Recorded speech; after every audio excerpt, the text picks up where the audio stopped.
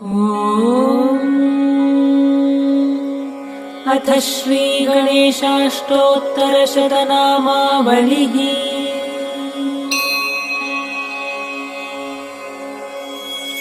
ॐ गजाननाय नमः। ॐ गणाध्यक्षाय नमः। ॐ विघ्नराजाय नमः। ॐ विनायकाय नमः। ॐ द्वैमातुराय नमः। ॐ सुमुखाय नमः। ॐ प्रमुखाय नमः। ॐ सन्मुखाय नमः।